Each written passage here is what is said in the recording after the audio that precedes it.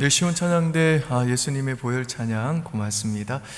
우리 주님의 보혈 찬양은 들을 때마다 힘이 되고 감동이 있는 것 같습니다. 우리 주님도 기쁨으로 받아주셨는 줄 믿습니다. 감사합니다. 컴패션 주일이 이제 다음 주입니다. 다음 주에 우리 컴패션 대표이신 서정인 목사님이 오셔서요 또 단체를 소개해 주실 것이고 또 귀한 또 메시지 전해 주실 텐데요, 이번 한 주간 기도하시고 또 다음 주에 참여하셔서 또 여러분들도 또 후원하는 또 섬김의 자리까지 가시면 좋겠습니다. 그래서 우리의 후원을 통해서 또 어려운 지역에 있는 그 어린 친구들이 꿈을 얻고 또 그렇게 크리스찬 리더로 자라나는 그런 일들이 많이 일어났으면 좋겠습니다. 기도해 주시고 기대하는 마음으로 또 참여해 주시면 좋겠습니다. 오늘 여러분들 중에서 또 에스컬레이터 타고 오신 분들 계실 텐데요, 제가 잠시 에스컬레이터 공사 개요 잠시만 말씀드리겠습니다. 저희가 이제 주일 예배 전후에 이 교회당 동서쪽에 있는 두 대의 엘리베이터의 그 운송 인원 한계 때문에 늘 우리 어르신들과 또 어린이들이 예배 전후에 이 계단에 이렇게 몰려가지고요, 안전사고의 위험도 있었고 또 우리 성도님들이 많이 불편했습니다. 어떤 경우에는 주일날 예배 참여하려면 그 1층에서 엘리베이터 타려고 많게는 10분도 기다리는 일들이 종종 있었습니다.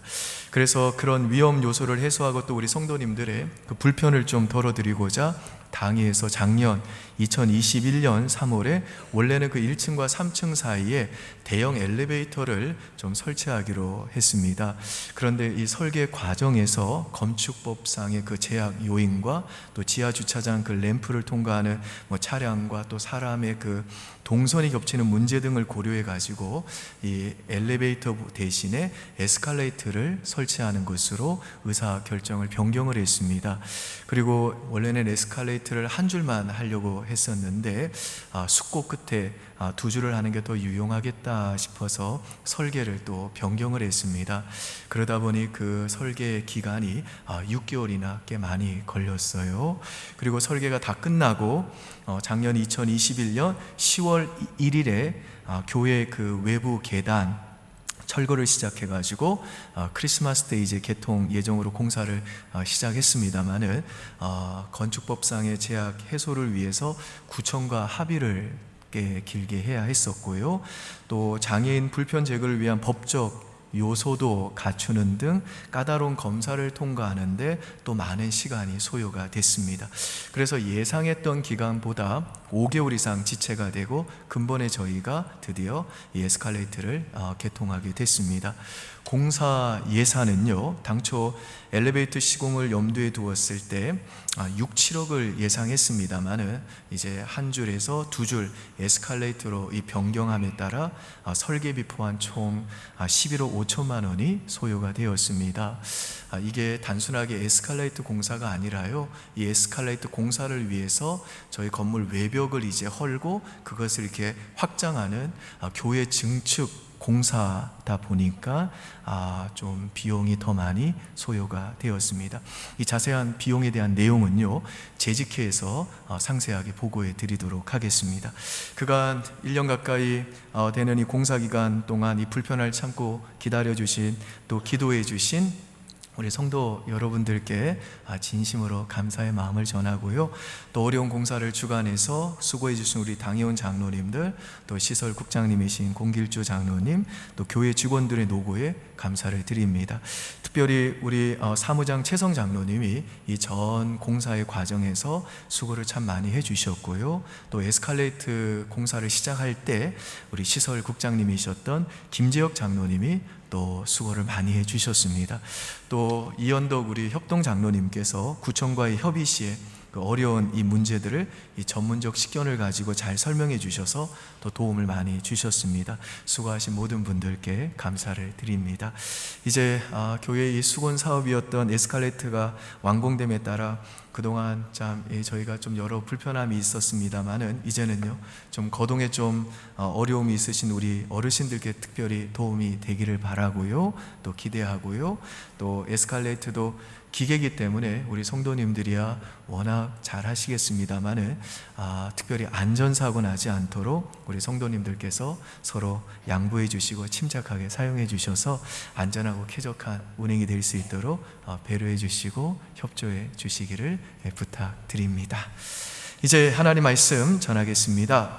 오늘 본문에 보니까 다윗이 이 블레셋으로 망명을 가기로 결정을 합니다. 우리 1절에서 4절 저와 여러분 한 절씩 나눠 읽겠습니다. 다윗이 그 마음에 생각하기를 내가 후일에는 사울의 손에 붙잡히리니 블레셋 사람들의 땅으로 피하여 들어가는 것이 좋으리로다. 사울이 이스라엘 온 영토 내에서 다시 나를 찾다가 단념하리니 내가 그의 손에서 벗어나리라 하고,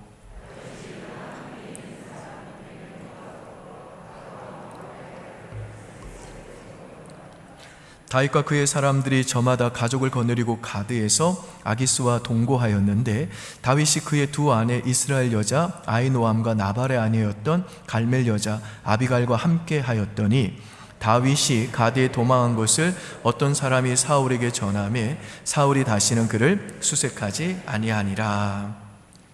지금 다윗이 사울에게 쫓겨서 이 초조함과 긴장감 속에서 이렇게 도망다니며 산 지가 10년 가까이 되었습니다. 그러니 다윗이 많이 지쳤을 겁니다. 여러분, 사람이 지치면요 믿음이 흔들릴 가능성이 높습니다. 그래서 지금 다윗은 그렇게 심신이 지치는 상황이 너무 오래 지속되다 보니까 다시 블레셋으로 도망치자 라고 하는 이런 어리석은 이 결정을 내리게 된 것입니다. 사실 여러분 기억하실지 모르겠는데 이 다윗은요 사무엘상 21장에서도 그냥 자기 생각에 더 이상 이 사울을 피해 도망 다닐 수 없다고 판단을 해가지고 이 블레셋으로 갔다가 오히려 더 큰 위기를 만나가지고 침을 흘리면서 미친 척 연기까지 해가면서 간신히 도망쳐 나왔습니다. 그런데 다윗이 오늘 본문에서 다시 또 내가 이러다가 사울 손에 붙잡혀 망하겠다, 죽겠다 싶어가지고 자기 자신뿐 아니라 이번에는 자신의 식솔들과 또 자신을 따르는 그 600명 부하들을 데리고 이 적군의 땅인 이 블레셋 가드 땅으로 다시 들어간 겁니다. 그래서 이 시간에는 다윗 다시 블레셋으로 가다라고 하는 제목으로 본문이 주는 두 가지 메시지를 생각해 보고자 합니다. 첫 번째, 본문이 주는 메시지는요 기도가 사라지면 말씀을 떠나게 되고 말씀을 떠나면 더러워진다는 것입니다. 제가 좀 전에 말씀드린 대로 지금 다윗은 이제 10년간의 그 도망자 생활에 너무 지친 나머지 다시 블레셋으로 가기로 이런 어리석은 결정을 내리게 됐는데요. 근데 지금 다윗이 이런 어리석은 결정을 내린 이유는 단지 육체적으로 그가 지쳤기 때문만은 아닙니다. 사실 이때 다윗의 삶 속에 빠진 게 하나 있는데 그게 뭐냐면 다윗의 삶 속에 갑자기 기도가 빠졌습니다. 여러분, 다윗은 기도하는 사람이지 않습니까? 그래서 다윗은 어떤 문제가 생기면 늘 여호와께 묻자와 가로되 하면서 하나님 내가 이걸 할까요 말까요? 하나님 내가 이럴 때는 어떻게 해야 될까요? 라고 늘 기도했습니다. 그런데 오늘 본문인 27장부터 시작해가지고 28장 29장까지 쭉 넘어갈 때 보면요 다윗이 기도했다라는 얘기가 안 나옵니다. 그러니까 다윗의 삶 속에 기도가 사라진 겁니다. 그리고 다윗에게 기도가 사라지니까 어떤 일이 벌어지냐면 내가 이러다가는 사울의 손에 붙잡혀서 망하겠다라고 하는 이런 비관적인 생각을 하게 되고 그래서 결국 어처구니 없게도 적군의 땅으로 망명해야 되겠다는 위험천만한 결정을 내리게 되더라는 것입니다. 여러분, 우리도요 기도가 사라지면 온갖 잡다한 생각이 많아지게 됩니다. 그래서 잠 못 이루게 되고 자기의 처지만 골똘하게 생각하다 보니까 이 두려움에 사로잡히게 됩니다. 그리고 기도가 사라져서 자기 생각에 사로잡히고 두려운 마음이 엄습해 오면서 엉뚱한 결정을 하게 되고 그래서 더 큰 위기에 빠지게 되는 겁니다. 지금 다윗도요 그 인생의 기도가 빠지니까요 그의 잡다한 그 생각이 결국 비관적으로 생각으로 비관적인 생각으로 흘러가게 되고 내가 후에는 사울의 손에 붙잡혀 망하겠다 하면서 의심과 불신앙과 두려움에 빠지게 된 것입니다. 근데 여러분, 다윗이 어떻게 이런 말을 할 수 있어요? 내가 사울의 손에 붙잡힌대요. 내가 사울의 손에 붙잡혀 망한대요. 아니, 어떻게 다윗이 이런 말을 할 수가 있어요? 하나님께서 다윗에게 분명히 내가 너 왕으로 삼겠다 약속해 주셨고 사무엘 선지자를 통해 기름 부어 주셨잖아요. 거기다가 우리가 지금까지 살펴본 것처럼 하나님께서는요, 그 약속을 다윗의 삶 속에 이루어 주시기 위해서 그 숱한 위기 가운데서도 정말 다윗의 생각을 뛰어넘는 기가 막힌 방법으로, 상상할 수 없는 방법으로 다윗을 보호해 주고 지켜주셨잖아요. 그런데 다윗 인생에서 갑자기 기도가 사라져 버리니까 하나님과 그분의 약속에 대한 그의 믿음이 뿌리부터 흔들리게 되더라는 것입니다. 그래서 의심과 불신앙과 부정적이고 불관적인 생각에 사로잡혀 가지고 자기 혼자 막 떠들어 대는 것입니다. 내가 사울에게 붙잡히겠다, 이러다가는 나와 이제는 내 가족들까지, 내가 거느리고 있는 이 사람들까지 사울의 손에 붙잡혀 망하겠다, 이런 마음이 들더라는 겁니다. 여러분, 기도가 사라지면요, 이렇게 안 해도 될 소리를 꼭 하게 됩니다. 나 안 될 것 같아, 나 이러다가 장가도 못 갈 것 같아, 나 직장 못 구할 것 같아, 내 사업 이제 망할 것 같아, 우리 자식 진로가 더 이상은 그 문이 열리지 않을 것 같아.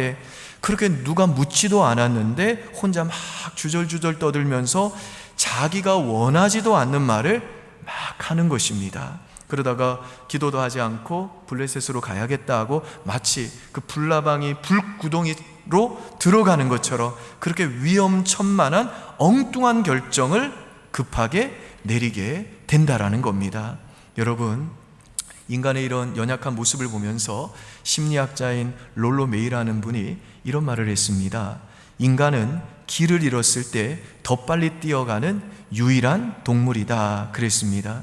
그러니까 이 동물들은요, 길을 잃어버리면 어디가 길인가 하고 길을 찾으려고 일단은 멈추고 웅크린다는 겁니다. 모든 동물이 다 그렇대요. 길을 알았을 때 뛰는 거지 길 모를 때 뛰는 동물은 없다는 겁니다. 그런데 인간만 유일하게 길을 알 때는 가라, 그래도 게을러서 안 가고, 빨리 가라고 막 욕을 해도 안 가고 있다가 막상 길을 잃어버렸을 때는 어딘지도 모르고 막 이리 뛰고 저리 뛰고 그런다는 겁니다. 그래서 인간은 길을 잃었을 때 더 빨리 뛰어가는 유일한 존재라는 것입니다.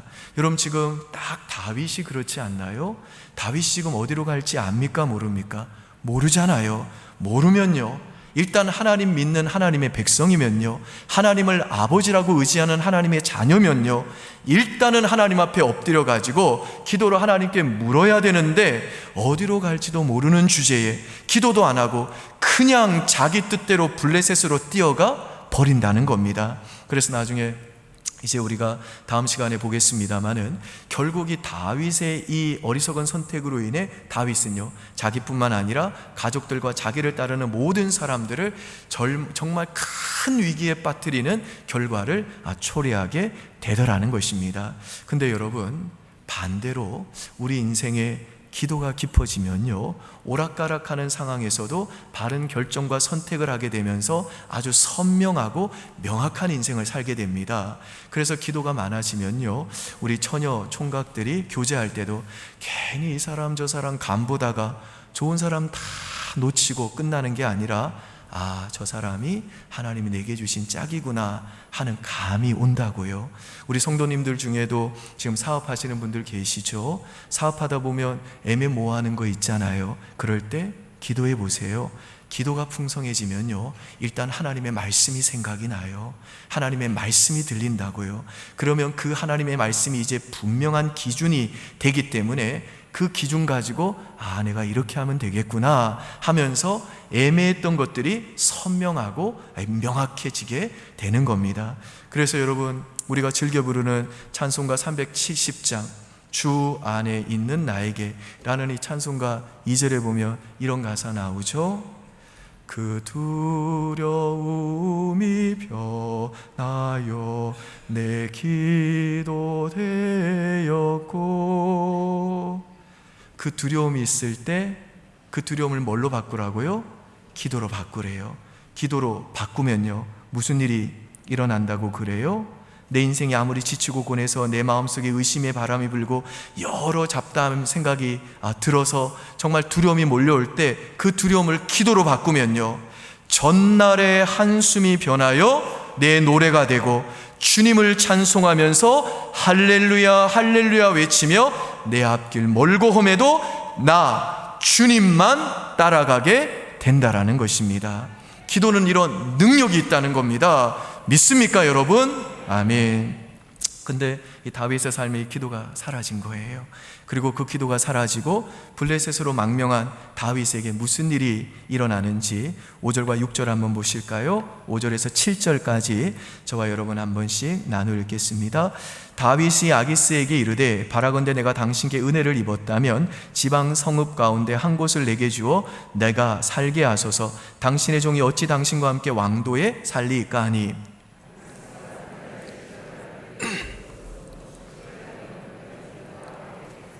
있습니다. 다윗이 블레셋 사람들의 지방에 산 날수는 1년 4개월이었더라. 자, 이 말씀에 보시듯이 다윗이 그를 따르던 모든 사람들과 함께 이 가두 땅으로 망명을 하자 당시 가두 왕이었던 이 아기스는요, 다윗이 자기 편에 서서 이제 이스라엘 민족을 대적할 것이라는 그 기대감 때문에 다윗을 아주 호의적으로 대해줍니다. 그래서 다윗이 그 아기스 왕에게 자신과 함께 온 그 무리들이 거할 성읍을 달라고 요구를 하니까 이 아기스가 다윗의 그 요청대로 블레셋 땅인 시글락을 이라는 지역을 주는데요, 다윗은 이 시글락에서 1년 4개월 즉 16개월이나 지냅니다. 그런데 다윗이 16개월 동안 이 시글락에 머물면서 무슨 일을 했는지 한번 보시죠. 8절과 9절 같이 한번 읽습니다. 다윗과 그의 사람들이 올라가서 그술 사람과 기르스 사람과 아말렉 사람을 침노하였으니 그들은 옛적부터 술과 애굽 땅으로 지나가는 지방의 주민이라. 다윗이 그 땅을 쳐서 남녀를 살려두지 아니하고 양과 소와 나귀와 낙타와 의복을 빼앗아 가지고 돌아와 아기스에게 이르매 600명이 있으니까 먹여 살려야 되잖아요. 그러니까 다윗이 블레셋 땅에 있는 동안에 뭘 했냐? 하나님의 말씀도 하지 않았는데, 하나님의 명령도 없는데 그냥 자기 뜻대로 그가 자기 자신이 마치 자기 인생의 주인인 양 그술 사람과 기르스 사람과 아말렉 사람들을 남녀노소를 불문하고 전부 다 죽이고 그들의 소유를 약탈해 가지고 그거 가지고 먹고 살았다는 겁니다. 10절도 한번 보실까요? 같이 한번 읽습니다. 아기스가 이르되 너희가 오늘은 누구를 침노하였느냐 하니 다윗이 이르되 유대 네겝과 여라무엘 사람의 네겝과 겐 사람의 네겝이니이다 하였더라. 여기서 지금 다윗이 언급하는 유대 네겝이나 이 모든 이 네겝들은요, 이 유대 나라에 속한 지역입니다. 이스라엘 민족이란 말이죠. 그러니까 이 말씀에서 보시듯이 지금 다윗은요, 그 아기스 왕을 속이기 위해서 자기들이 유다 사람, 자기 동족들을 침노해가지고 그들을 다 죽였다고 지금 공공연하게 거짓말을 하는 겁니다. 그러니까 다윗은 이 시글락에서 16개월을 머물면서 하나님이 말씀하지도 않았는데도 자기 멋대로, 자기 마음대로 그 주변 나라의 그 주민들을 전부 다 죽이고 약탈하고 거짓과 속임수를 하면서 이중생활을 했다라는 겁니다. 그러니까 지금 다윗의 삶 속에 기도가 사라지니까 다윗이요, 말씀에서 떠나게 되더라는 겁니다. 그리고 다윗이 말씀에서 떠나니까 어떻게 됩니까? 거짓과 약탈과 살인과 속임수로 다윗의 삶이 더러워지게 되더라는 것입니다. 여러분, 지금 다윗은요, 이 블레셋 땅으로 망명을 갔어도 여전히 하나님의 자녀입니다. 하나님의 백성이라고요. 하나님의 백성과 하나님의 자녀라고 하는 이 그의 신분에는 변함이 없습니다. 그런데 다윗이 말씀을 떠나니까 죄로 인해 더러워지는 것입니다.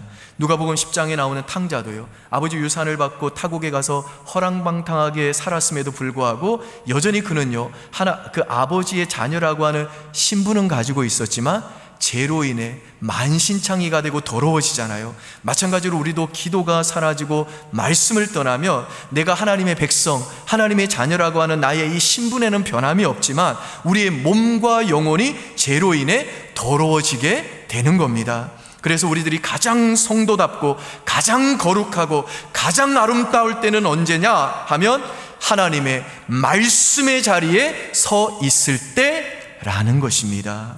그런데 다윗처럼 아무리 믿음이 좋은 사람이라도요, 일단은 말씀이 선포되는 그 자리를 떠나고 그 말씀에 순종하는 그 자리를 떠나면 죄로 인해 더러워질 수밖에 없다라는 것입니다.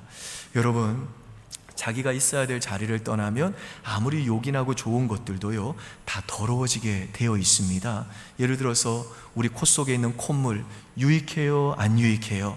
유익하죠. 콧물이 있기 때문에 먼지도 막아주고요, 촉촉하게 습도도 유지해주고요, 바이러스나 박테리아 그런 것도 막아주잖아요. 근데 이 콧물은요, 코 속에 있을 때 좋은 거예요. 콧물이 코 밖으로 나오는 순간에 정말 보기 싫고 더러워요. 아무리 이쁜 여자라도요, 하고 코 푼 거, 그거 보고 누가 보고 야, 역시 얼굴이 이쁘니까 코를 풀어도 코도 예쁘네, 그런 사람은 없다고요. 콧물은 누구나 다 더러워요. 여러분, 침도 좋은 거죠. 입안에 침샘이 있어서 침이 있으니까 효소도 나오잖아요. 아밀라제 이런 거 나오잖아요. 침이 얼마나 좋아요. 근데 침도요, 입속에 있을 때 좋은 거예요. 침이 입 밖에 딱 나가면 뭐라고 그래요? 가래라고 그래요. 가래. 누가 그 가래 보고 좋아하는 사람 있습니까? 아무도 안 좋아해요. 침은요, 입속에 있을 때만 좋은 거지 입을 떠나는 그 순간부터 오물이 되는 겁니다. 오물. 그렇죠. 그래서 아무데나 우리가 침 뱉지 말라고 그러잖아요. 피도 마찬가지입니다. 피도요, 혈관 속에 있을 때 피가 얼마나 귀한 거예요. 우리 생명을 나르는 거잖아요. 그렇죠. 그런데 혈관을 나온 피는 정말 잔인합니다. 오늘 만약에 이 예배당에 피가 흥건했다고 생각해 보세요. 여러분, 예배 드릴 수 있겠습니까? 피비린내가 난다. 그러면 어떻게 예배를 드려요? 청소부터 해야죠. 피는 생명인데, 피는 귀한 것인데, 그것은요, 자기 자리, 그 혈관 속에 있을 때 좋은 거지 혈관 밖으로 나오면 아무것도 아니라는 것입니다. 좀 전통적인 이야기입니다만은, 가정주부가 제일 영광스럽고 아름다울 때가 언제입니까? 가정을 잘 지키면서 자녀들 맛있는 거 만들어주고 가정을 화목하게 이끌어줄 때 제일 아름답고 멋진 거죠. 근데 가정주부가요, 있어야 될 자기 자리 안 지키고, 예전에 우리 왜 TV 같은 거 보면 춤바람 나가지고 그 불법으로 하는 카바레 같은데 그 사진 찍혀가지고 막 얼굴 가리는 그 아줌마들, 그리고 그 얼굴이 이렇게 그 테이프, 검은 테이프 눈 이렇게 딱 가리고 나오는 아줌마들 있잖아요. 그 아줌마들이 그 카바레에 있다고 아내와 또 어머니라는 그 신분이 변화된 건 아닙니다. 카바레에 있어도 여전히 엄만 거예요. 여전히 아내인 겁니다. 그런데 자기가 있어야 될 그 자리를 떠나니까 더러워지는 거예요. 추해지는 거예요. 부끄러워지는 거예요. 불명예스럽게 되는 겁니다. 수치를 당하는 겁니다. 여러분, 그래서 성도는 언제가 제일 성도다운지 아십니까? 말씀이 선포되는 그 자리를 지킬 때, 말씀의 자리에 순종하는 그 자리에 있을 때 가장 성도답게 되는 겁니다. 시편 1편의 말씀처럼 시냇가에 심은 나무가 시절을 쫓아 열매를 맺는 것처럼 성도인 우리도요, 말씀의 시냇가에 서 있을 때에만, 그 말씀에 순종하는 그 자리를 지킬 때에만 하나님이 기뻐하시는 거룩하고 아름다운 열매를 맺는 성도다운 성도로 이 세상을 살아갈 수 있는 겁니다. 그러므로 사랑하는 여러분, 심신이 지쳐서 정말 여러 잡다한 생각으로 근심과 두려움이 몰려오고 의심의 바람이 불어와가지고 믿음이 흔들릴 때, 그때 여러분 더 조심하시고, 그때 내 생각대로 급하게 선택하고 결정하지 마시고, 그럴 때일수록 다시 하나님 앞에 바짝 엎드려 하나님 의지하고 기도하시면서, 그럴수록 더욱더 하나님 말씀의 자리를 더 굳게 지키시는 저와 여러분 될 수 있기를 주의 이름으로 축원드립니다. 두 번째 본문이 주는 메시지는요, 하나님은 우리가 불순종의 자리에 있을 때에도 우리를 도와주신다는 겁니다. 자, 이렇게 다윗은 이 시글락에서 아기스의 왕의 그 눈을 속여가면서 정말 하루하루를 살얼음판 걷는 것처럼 불안하게 살아갑니다. 그러다가 29장에 보면요, 다윗이 걱정하는 일이 벌어져요. 이제 다윗이 시글락에 머물러 있는 동안에 한 번은 이 블레셋이 이스라엘과 대대적인 전쟁을 벌이게 되는데, 이때 아기스 왕이 다윗에게 블레셋 편에 서서 이스라엘과 싸워주기를 요구를 합니다. 그래서 다윗과 그의 군사들이 하는 수 없이 자기 동족인 그 이스라엘과 싸우는 그 전쟁에 참여하게 됩니다. 우리 사무엘상 29장 1절과 2절 보실까요? 29장 1절과 2절 같이 한번 읽습니다. 블레셋 사람들은 그들의 모든 군대를 아벡에 모았고 이스라엘 사람들은 이스라엘에 있는 셈 곁에 진쳤더라. 블레셋 사람들의 수령들은 수백 명씩 수천 명씩 인솔하여 나아가고 다윗과 그의 사람들은 아기스와 함께 그 뒤에서 나아가더니, 여러분, 이건 지금 다윗이 하나님을 대적하는 자리에 섰다는 말입니다.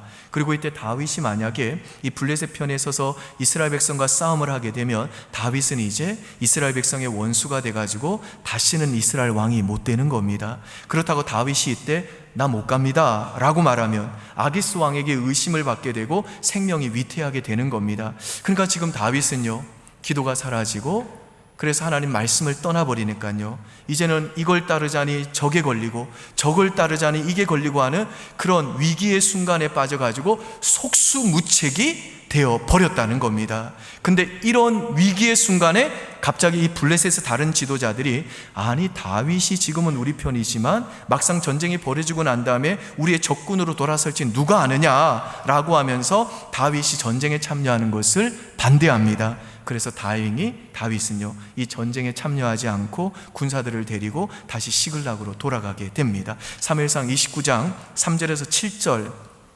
한번 제가 읽겠습니다. 블레셋 사람들의 방백들이 이르되 이 히브리 사람들이 무엇을 하려느냐 하니 아기스가 블레셋 사람들의 방백들에게 이르되 이는 이스라엘의 왕 사울의 신하 다윗이 아니냐. 그가 나와 함께 있은 지 여러 날 여러 해로 그가 망명하여 온 날부터 오늘까지 내가 그의 허물을 보지 못하였노라. 블레셋 사람들의 방백들이 그에게 노한지라. 블레셋 방백들이 그에게 이르되 이 사람을 돌려보내어 왕이 그에게 정하신 그 초소로 가게 하소서. 그는 우리와 함께 싸움에 내려가지 못하리니 그가 전장에서 우리의 대적이 될까 하나이다. 그가 무엇으로 그 주와 다시 하합하리이까? 이 사람들의 머리로 하지 아니하겠나이까? 그들이 춤추며 노래하여 이르되 사울이 죽인 자는 천천히요 다윗은 만만히로다 하던 그 다윗이 아니니까 하니 아기스가 다윗을 불러 그에게 이르되 여호와께서 살아계심을 두고 맹세하노니 내가 정직하여 내게 온 날부터 오늘까지 내게 악이 있음을 보지 못하였으니 나와 함께 진중에 출입하는 것이 내 생각에는 좋으나 수령들이 너를 좋아하지 아니하니. 7절 여러분이 읽습니다. 시작.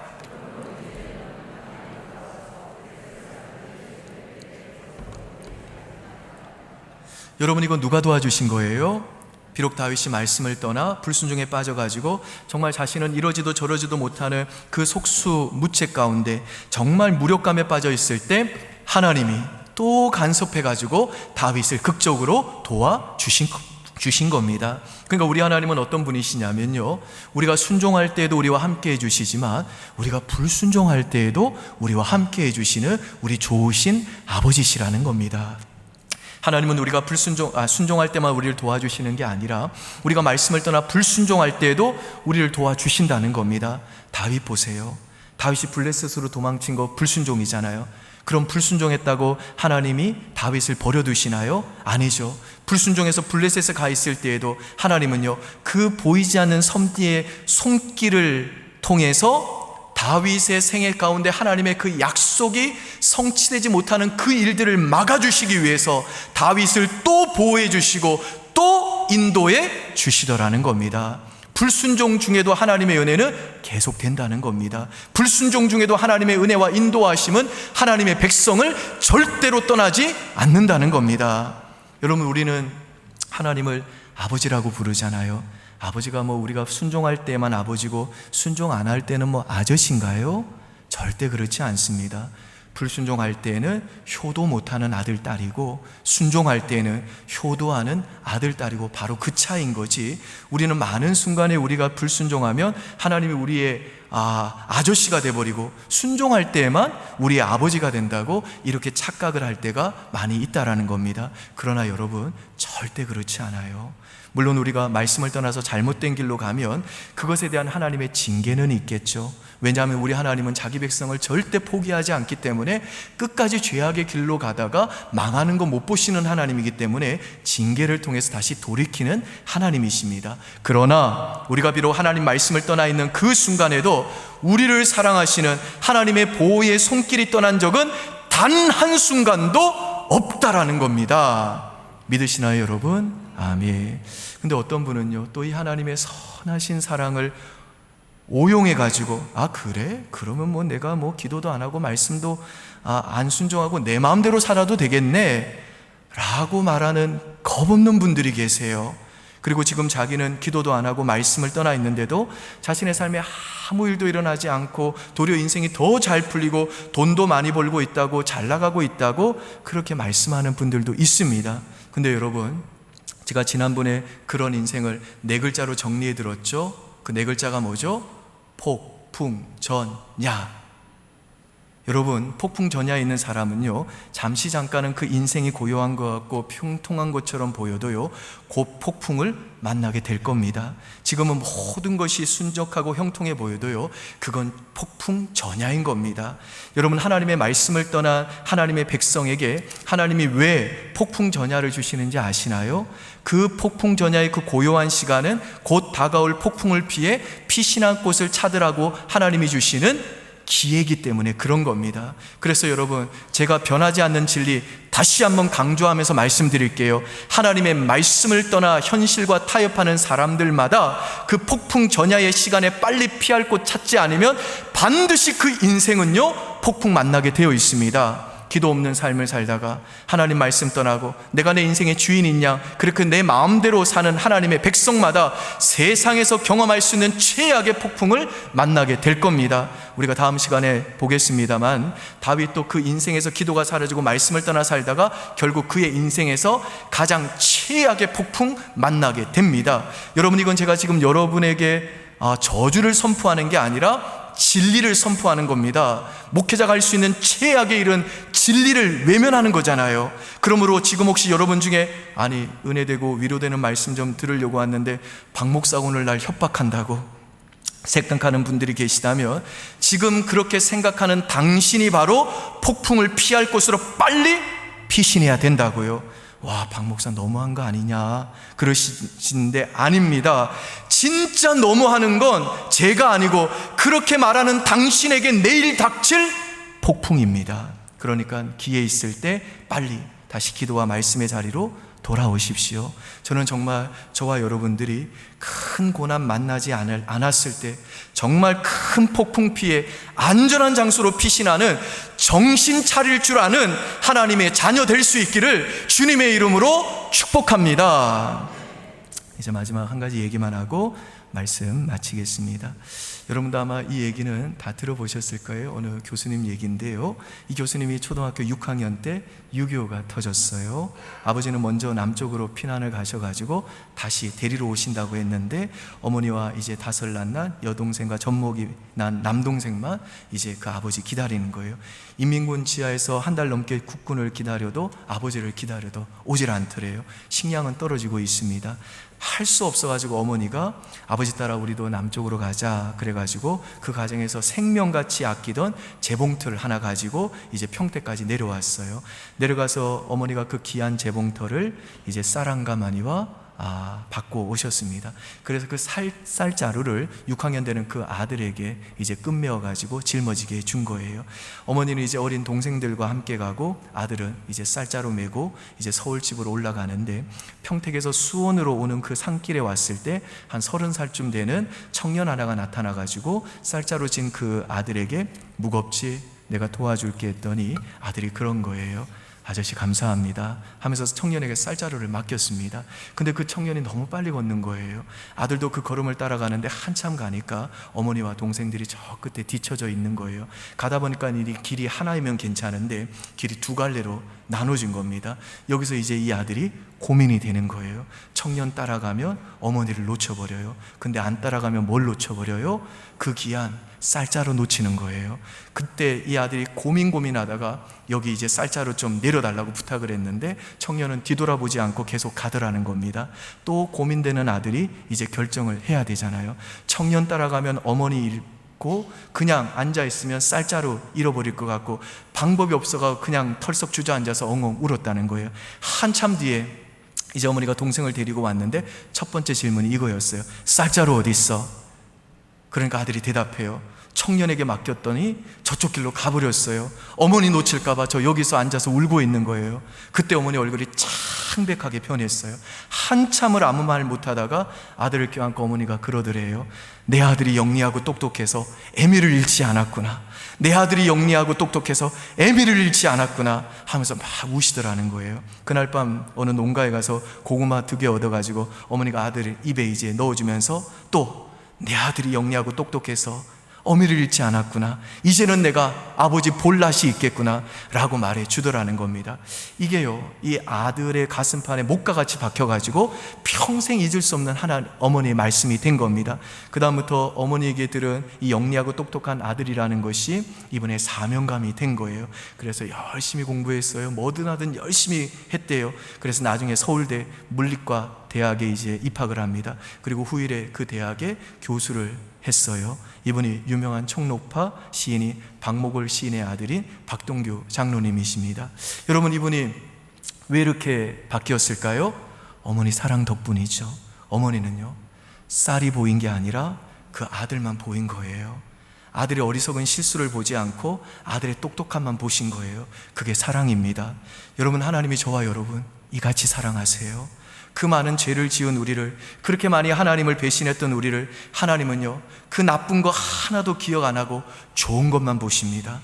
비록 우리가 불순종 가운데 있을 때도 우리 하나님은요, 언제나 우리를 자녀로 대우해 주십니다. 보배롭고 존귀한 자녀로 우리를 인정해 주십니다. 우리가 순종할 때뿐 아니라 불순종할 때에도 우리 하나님은요, 좋으신 우리 아버지는요, 그때도 우리를 숨어서 붙들어 주십니다. 우리가 불순종으로 하나님의 마음에 대못을 받고 그렇게 하나님의 마음을 아프게 하는 그 순간에도요, 우리 하나님은요, 숨어가지고 은혜와 손길로 변함없는 사랑으로 우리를 지켜주시고 도와주십니다. 여러분이 하나님의 변치 않는 사랑이 바로 우리를 다시 일어서게 만들고, 우리를 다시 가슴 뛰게 만들고, 우리를 다시 기도의 자리와 순종의 자리로 달려가게 만드는 줄 믿습니다. 바라기는 이 시간 이 하나님 변함없는 사랑 의지하고 다시 일어나서 다시 기도의 자리로 나가시고 다시 하나님의 말씀에 순종하는 그 믿음의 길로 나가셔서 정말 성도다운 성도로 그렇게 하나님께 영광 돌리며 사는 저와 여러분 모두 될 수 있기를 주의 이름으로 축원드립니다. 아멘. 기도하겠습니다. 아버지 하나님, 우리도 다윗과 다를 바 없습니다. 심신이 지치고 또 생각이 잡다해지면 기도해야 되는데, 말씀 봐야 되는데, 그걸 알면서도 우리도 자주 우리에게 퍼뜩 떠오르는 생각, 그거 붙들고 내 마음과 내 뜻대로 결정함으로 나뿐 아니라 가족들까지도 그렇게 위험에 빠뜨리는 경우들이 있음을 고백합니다. 그럼에도 불구하고 우리 연약한 하나님의 자녀들을 우리 하나님께서는 불순종 가운데서도 변함없는 사랑으로 붙들어 주시고 위기의 순간에 또 간섭하시고 건져 주셨기에 오늘 우리들이 이 자리에서 하나님 예배하고 있는 줄 믿습니다. 우리 사랑하는 성도들 다시 한번 이 변치 않는 하나님의 사랑 의지하고 일어나게 도와 주시옵소서. 그리고 그 사랑 의지하고 다시 한번 하나님 사랑하는 마음으로 기도의 자리로 나아가게 하시고 또 하나님 말씀에 순종하는 믿음의 길 위에 서게 하셔서 정말 성도다운 성도로 하나님께 영광 돌리며 사는 우리 모두 될 수 있도록 하나님 앞에 정말 효자와 효녀로 그렇게 하나님을 기쁘시게 하는 복된 인생 되도록 은혜 내려 주시옵소서. 감사드리며 예수님 이름으로 기도합니다. 아멘. 우리 다 함께 자리에서 일어나셔서 하나님께 찬송하시겠습니다.